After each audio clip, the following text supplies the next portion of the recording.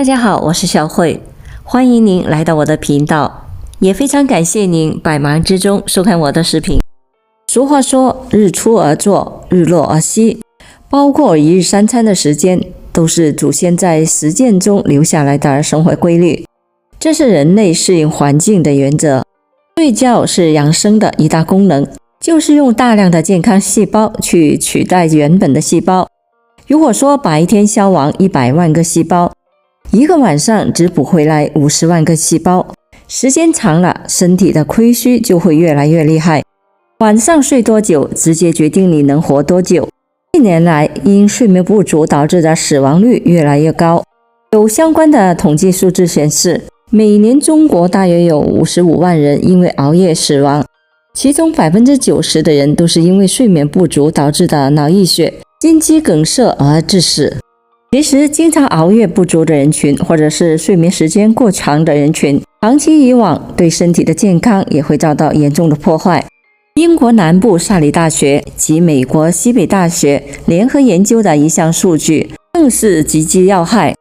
研究人员在历时6年分析了年龄、性别、健康问题以及睡眠习惯等的因素之后发现，经常睡眠不足的人与睡眠充足的人相比，寿命会缩短10%，这也是人类首次成功利用百分比来计算睡眠不足导致的人类寿命缩短的情况。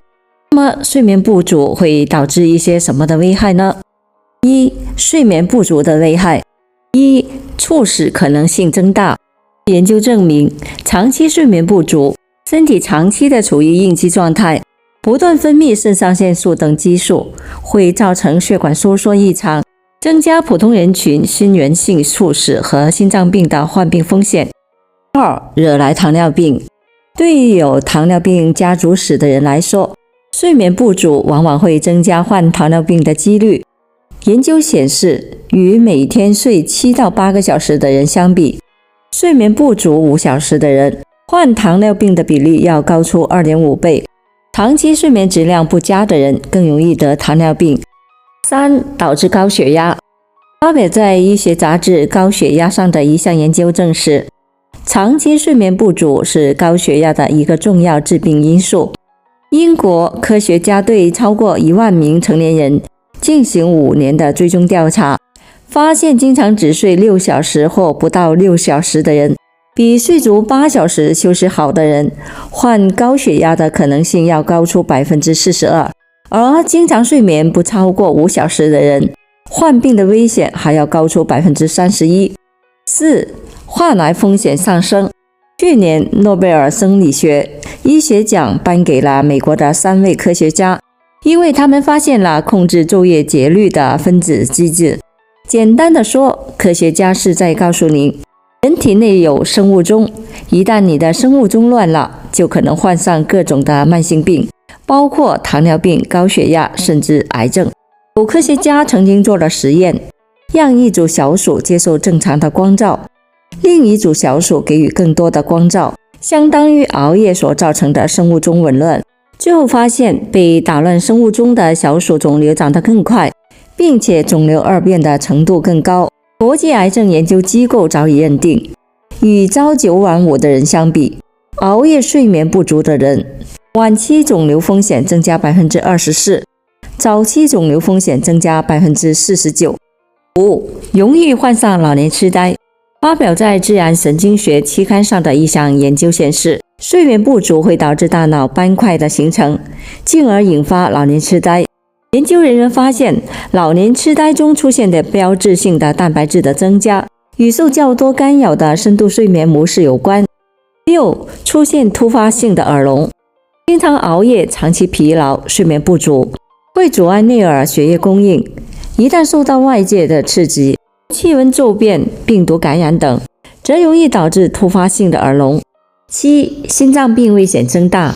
长期黑白颠倒的人，不仅脾气会变坏，内脏也得不到及时的调整，使心脏病的患病几率升高。8、毁容变丑。根据伦敦睡眠学校的报告，1周以内每天减少2小时的睡眠，就会给外表带来了严重的影响。参与调查的女性中，长出细纹和皱纹的数量上涨了45%。长出斑点的上涨了 13%， 人的眼睛也变红变浮肿，皮肤变得松弛下垂，长出更多的皱纹。说完了睡眠时间不足的危害，但很多人不知道，睡太多对身体同样有负面的影响。2、睡眠时间过长的危害。1、增加中风的风险。美国一项样本超过9万人，持续了7年的队列的研究结果显示，每天睡眠时间超过9个小时的人群，中风发生的风险比每日只睡7小时的人群高出 70%。这可能和老年人血液粘稠度增加有关，再加上长时间的睡眠，血液在血管中的流动较少，血液的沉积也会增加血管被堵塞的风险。这种情况发生在大脑，就会引起中风。2、引发糖尿病。实质上，睡得过多和睡得过少都会容易引发糖尿病。睡眠时间和糖尿病的发生率之间的关系呈 U 字形。睡眠过多或者是过少都会引起内分泌和神经系统的紊乱，增加2型糖尿病的发生风险，还会影响糖尿病患者的血糖控制。3、呼吸系统疾病多发。大多数人在睡觉的情况下，喜欢把卧室的门窗紧闭，避免噪音的干扰，但正是这个操作使得室内的空气不能流通。长时间睡眠后，室内已经滋生了许多的有害病菌，空气质量较差，所以睡眠时间过长可能会导致呼吸道疾病的发生。4、心血管功能下降。人长时间睡觉，活动时间过短，会让心脏的休息和运动的规律受到干扰，心脏得不到足够的活动锻炼，一旦运动起来，心脏可能会产生心慌乏力的感觉。5、消化系统疾病。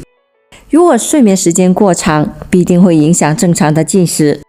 肠胃经过睡眠之后较长的时间处于排空的状态，会产生饥饿性的蠕动，打乱胃液分泌规律，久而久之便会出现消化系统的疾病。3、那我们该睡多久？不同年龄段的最佳睡眠时间是不同的，应该按照自己的年龄科学的睡觉。60岁以上的老年人每天睡 5.5 至7小时。